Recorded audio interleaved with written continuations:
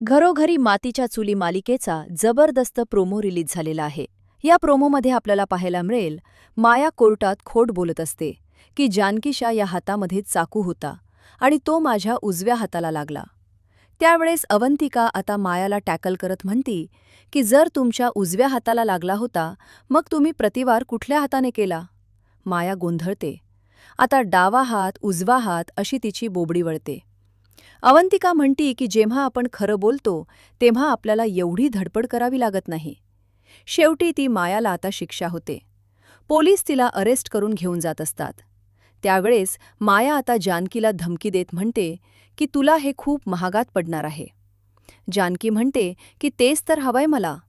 कोणीही रणदिवयांच्या सोनांना हलक्यात घेऊ नये, नाहीतर परिणाम काय होतील हे तुला चांगलंच माहिती आहे. तर मित्रांनो, मालिकेचा हा प्रोमो कसा वाटला कमेंट करून नक्की सांगा.